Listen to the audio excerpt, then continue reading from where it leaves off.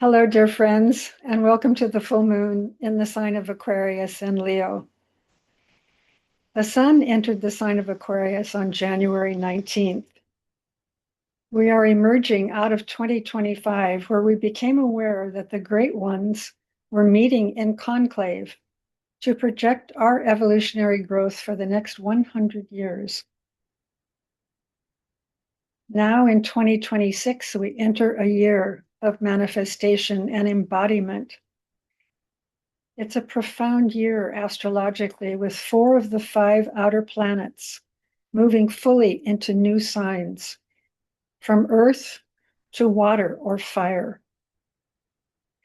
This portends a time of major shifts, important opportunities, and accelerated growth. So the future looks very interesting as we anticipate all of the constructive changes that are possible. Of course, it's always possible that these new energies will be put to destructive use, which is why it's so important that we keep our intentions clear and steady so we can project a new and beautiful future for our planet. Adding to the significance of this full moon is the fact that it marks the beginning of our first eclipse season of 2026. With an Aquarius solar eclipse occurring on February 17th and a total lunar eclipse in Virgo on March 3rd. Eclipse cycles generally occur a couple of times each year, and they are a little like new and full moons on steroids. They're highly stimulating, fueling sudden news or events, beginnings or endings, chance meetings, or other unexpected life experiences. Eclipses get things moving. They uproot us, they surprise us, and they shake things up in order to take us to higher ground and to the next level of awareness and experience. Eclipses have a reputation for sudden, unexpected changes in the weather and life. We can certainly see that true in the weather patterns that have been going on. Another important event taking place is the alignment of Mars and Pluto. Mars as the planet of assertive action, and Pluto as a catalyst for major transformation. It's hard to ignore the potential of these two, because together they can initiate events that have the potential to alter our individual and collective consciousness. Here is a quote from the astrologer Brian Coulter, who speaks to this significant event. Quote, "This is when the soul gets tested, because here's the hard truth. If you mirror the violence you claim to oppose, you become its continuation, just wearing a different costume. This Mars-Pluto alignment will force many people to ask, is this the soul speaking, or is this the unprocessed pain speaking? The invitation is simple, but not easy. Don't become a weapon. Become the warrior with a conscience."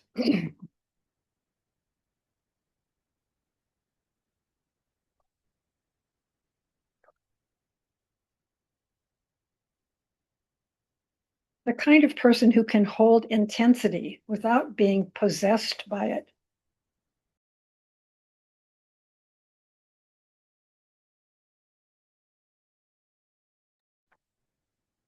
Because coherence is contagious. And if you can stay coherent, the world stabilizes around you. So let's get back to speaking of this particular full moon.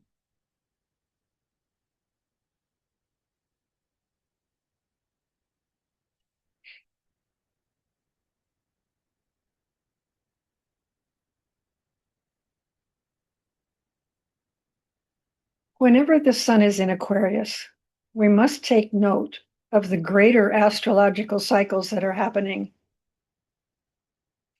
There are 2 major cycles connected to the sign of Aquarius. the cycle of 2,160 years, and a greater cycle of 26,000 years, all under the influence of Aquarius. This month is always more potent because of our connection to these larger astrological cycles. So no matter where Aquarius is in your chart, this will be the major energy impacting all of humanity for thousands of years. This is truly the dawning of the age of Aquarius. Aquarius is a sign of the group, of the larger whole, of cooperation and collaboration, with a focus on what we can contribute together. We are currently about 200 years into the smaller cycle of 2160 years. This is a time of transition from the age of Pisces into the age of Aquarius. And we're told that when the age of Aquarius fully manifests around the year 2160, we can expect some really dramatic changes. The astrologer Philip Lindsay spells this out for us, the magnificent future that awaits us. He says the Aquarian cycle will see unification and synthesis in several areas. I find this really inspiring. The first area is the global currency and the financial system, which will begin to support the universal management of the Earth's resources. Because the Aquarian energy is all about the principle of sharing, community, and cooperation.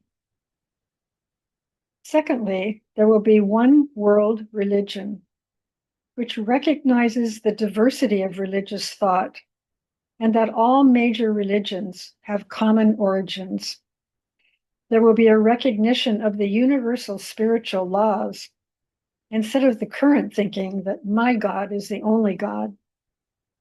You can begin to see this manifesting in the interfaith communities that are spreading throughout the country. 3, the world political system.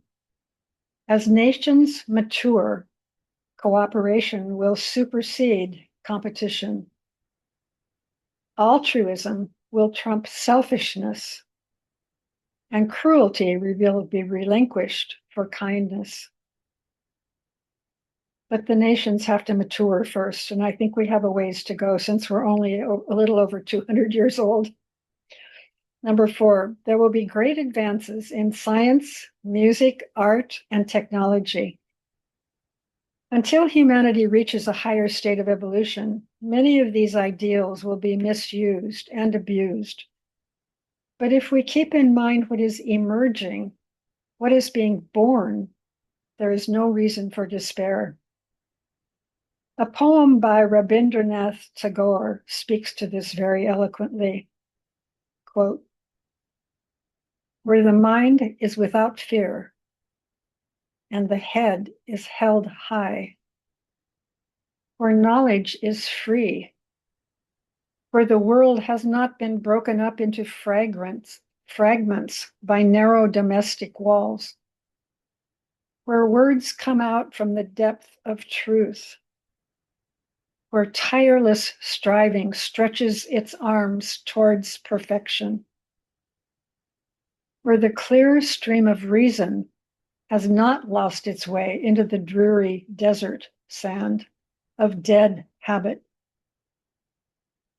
where the mind is led forward by thee into ever-widening thought and action. Into that heaven of freedom, my Father, let my country awake." End quote. The mantra for Aquarius is water of life am I, poured forth for thirsty humanity. Last month, we climbed the mountain of Capricorn. We metaphorically let the energy of our spiritual aspiration carry us to the mountaintop, where we were bathed in the light of transformation. Now, in Aquarius, we are asked to descend from the mountain and pour forth the waters of light and life to the world, to share our gifts, to distribute and radiate our light.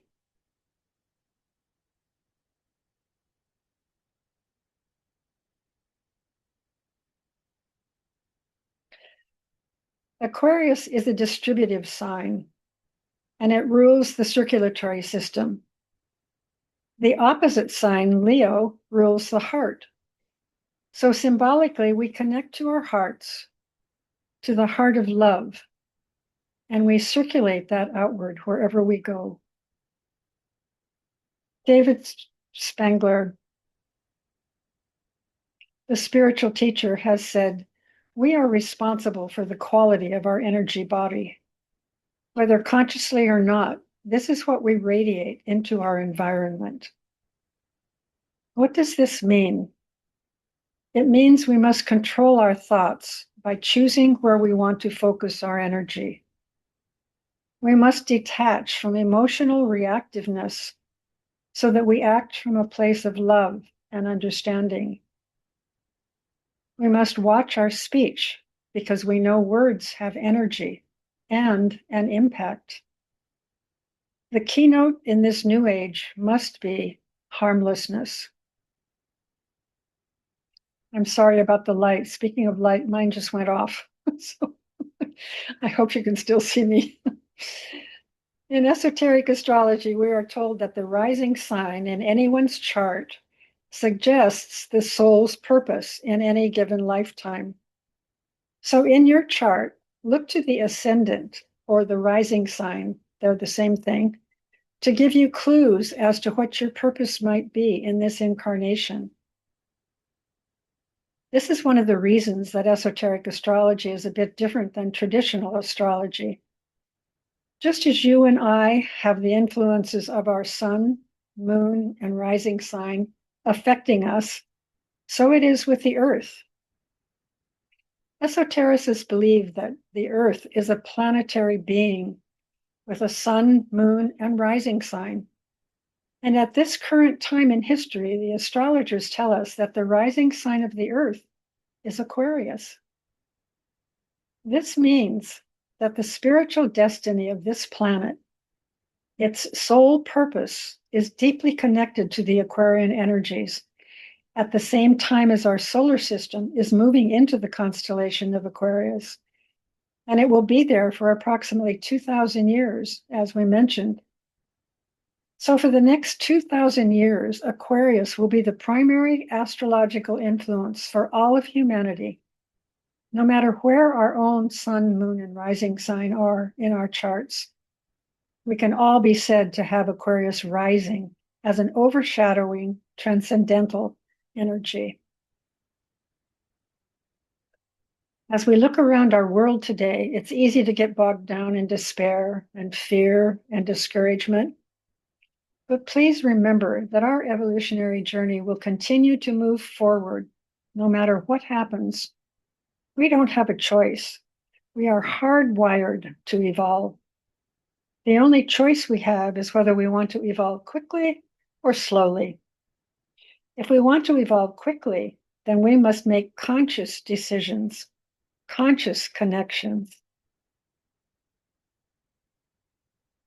Aquarius brings in electric energy that will destroy old forms and limitations. Those people entrenched in the old waves aren't going to give up without a fight, as we can see. They will dig in their heels, but it's a necessary destruction if we are to clear the way for the next expansion. For evolution only means an expansion of consciousness. If the new energies of Aquarius meet resistance, then violence accompanies the destruction. If the energy meets acceptance, then transformation and expansion is possible without the chaos. And isn't it the same in our own lives? If we are receptive and open to change, it's easier. Always when the energy coming in is of a higher frequency than those energies leaving, resistance is inevitable. But we know that evolution is always moving forward, so there is no reason to despair. The higher frequencies stimulate that which is hidden in us that which is in underground or unconscious, so it can be redeemed. So the old energy of fanaticism is now apparent and brought to the surface where it can be seen. We might tend to become fearful seeing all this energy, but if we take a higher view, we can look at it as absolutely essential. Now we can see it, so it's possible for healing and transformation to occur. So the picture I would ask you to hold in your mind this month is to visualize the positive qualities of this new age. Radiate thoughts of joy, peace, beauty, and optimism into space, so people have an opportunity to be charged with greater hope, vision, and courage. You might first try radiating these thoughts into yourself to keep your vibration high and your consciousness raised. As your consciousness is raised, you also become a better receiver. And as we create these positive thought forms, the incoming energies will find open channels to flow into human minds and regenerate those minds. It's true, we can create the world we want by the power of our vision and our thoughts. Another note about the age of Aquarius, I get excited especially about this one. We are told that it is deeply connected to the angelic kingdom, sometimes referred to as the David kingdom. The angelic evolution, we are told, parallels human evolution. So you might say that we are cousins to the angelic kingdom. But as we move into the new age, these two kingdoms will be drawn closer together, and we will become more like siblings. As we draw closer together, there will be more conscious cooperation between the angels and the humans. We will be more able to see subtler dimensions and have more direct contact, as some people already do. We can begin to foster this closeness by calling on the angels. We can invoke their healing power in our lives. We can communicate our willingness to work in partnership with them. For instance, I have a picture above my fireplace that reminds me of an angel, so I call her the angel of my hearth. And when I do this, I invoke her, especially when I am wanting to feel our connection. Then together, in our mind's eye, we go to each room in my house, and I ask her to bless each room with her presence. And the more I do this, the more I begin to really feel her presence. These will be the themes of our visualization tonight. Connection to our own angel, holding a vision of a world at peace, and then spreading that vision around the world. So let us begin our preparation for our visualization. Make sure you are seated in a place where you will not be disturbed, where all distractions have been eliminated. And let us begin now by taking a few deep cleansing breaths.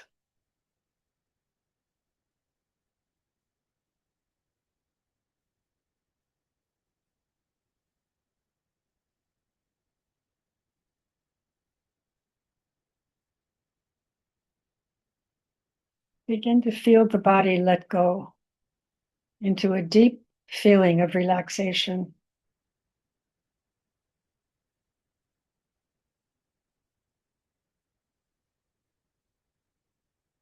Gently be aware of any places of constriction or tightness in the body, and breathe light into those areas, giving them permission to loosen and release.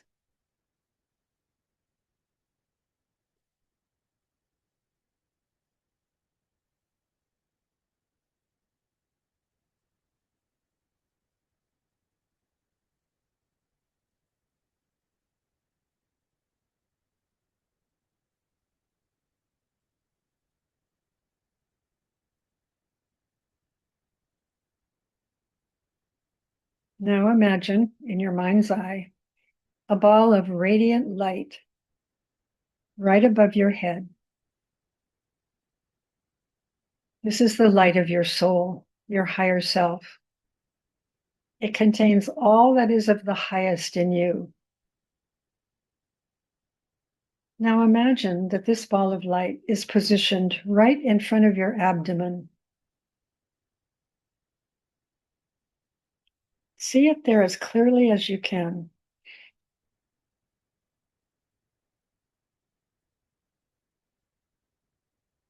Now imagine as you inhale that the ball of light, the light of your soul, is traveling up your body to the top of your head. And as you exhale, the ball of light travels down your spinal column into the earth. So inhaling up to the head, exhaling down the spinal column. And do this for a few breaths.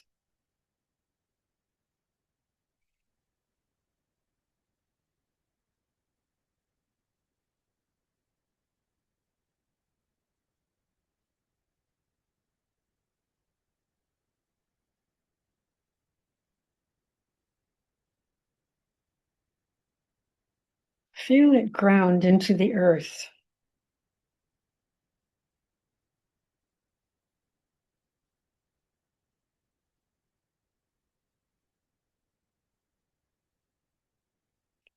Now imagine the color lavender. This is the color of Aquarius. It brings our hearts and minds into cooperative relationship. Take a few moments to breathe that color into your heart and feel the energy of peace that it brings to your body.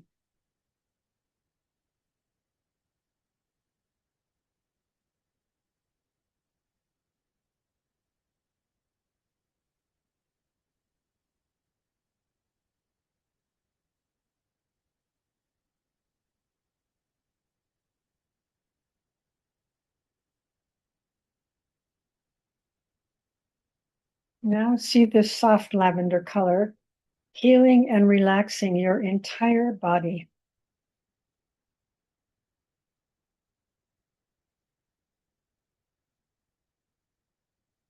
Allow it to create a tenderness, an openness, and receptivity within you.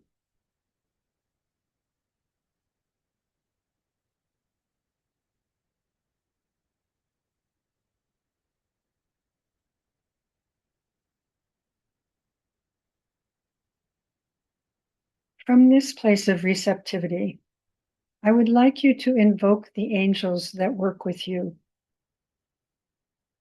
Even if you aren't aware of any angels working with you, invoke them anyway and open yourselves to the possibility that they are there to help us evolve.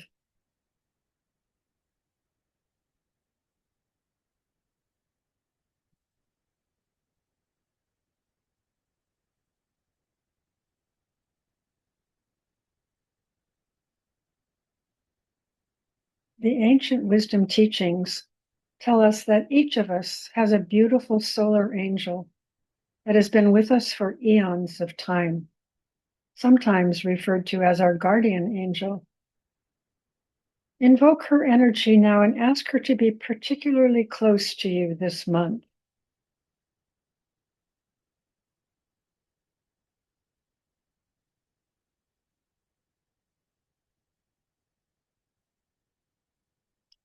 Ask her to help you hold that openness and receptivity to the energies coming in.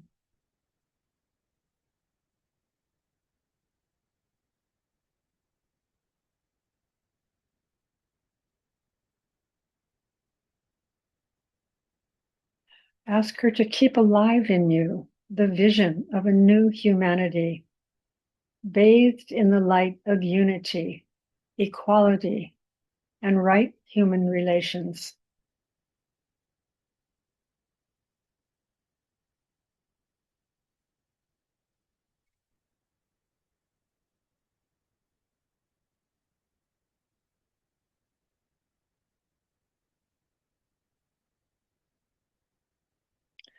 Thank her for her presence in your life.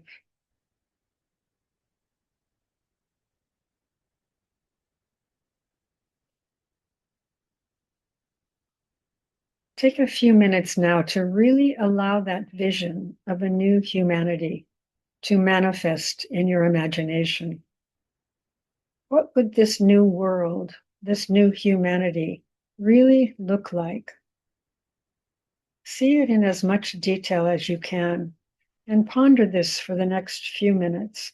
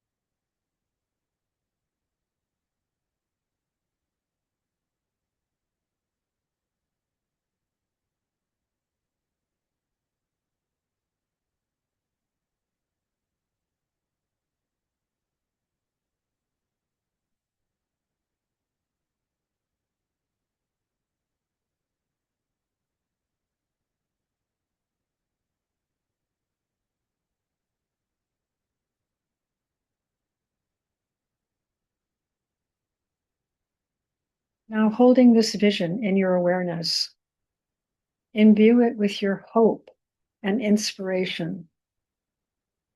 Send this emotional energy right into the midst of your vision. Enliven it.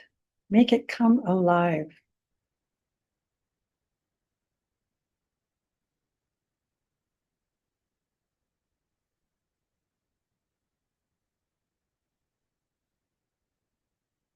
Every human life is sacred.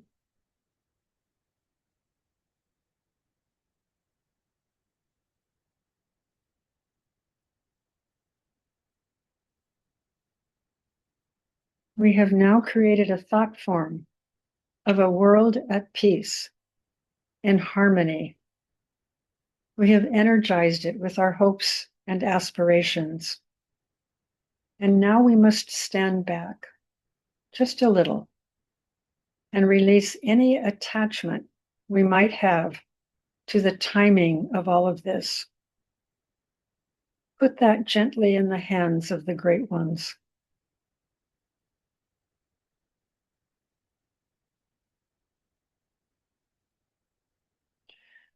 As our last step, let us send this beautiful vision out into the world. See the energy of it fill the planet, encircle the planet, and see it going into every kingdom in nature, mineral, vegetable, animal, and human.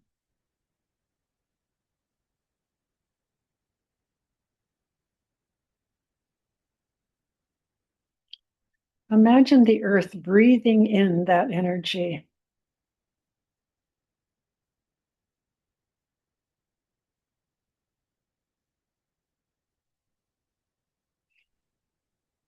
You have just been involved in the process of manifesting heaven on earth. Keep this vision alive in yourself this month and send it out into the world every chance you get. Let us close now with a poem by Jan Richardson called "Blessed Are You Who Bear the Light."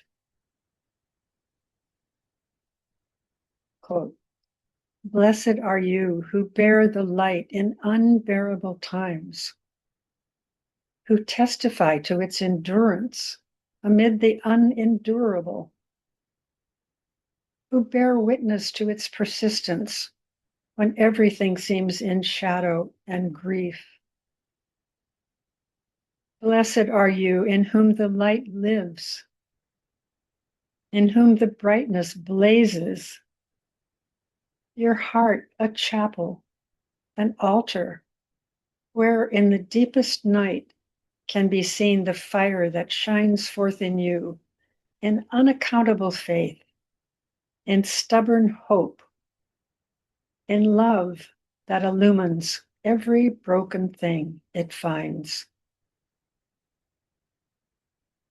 And so it is. Bring yourselves gently back now to the room you're sitting in. Wiggle your feet and move your hands. And feel the roots from your feet going deep into the earth. Feel yourself connected to the earth.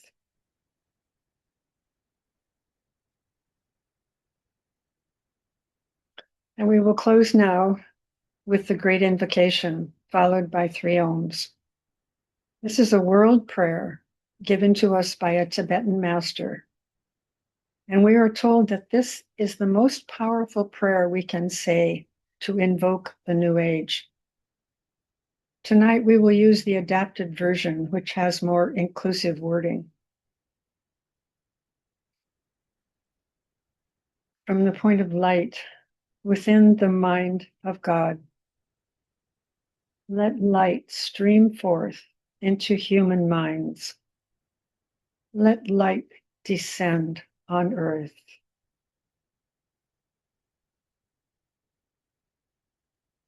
From the point of love within the heart of God, let love stream forth into human hearts. May the coming one return to earth. From the center where the will of God is known, let purpose guide all little human wills, the purpose which the masters know and serve. From the center which we call the human race, let the plan of love and light work out, and may it seal the door where evil dwells. Let light and love and power restore the plan on earth. Om.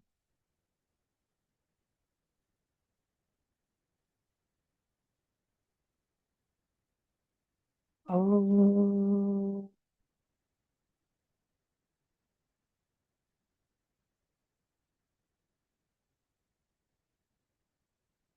Om.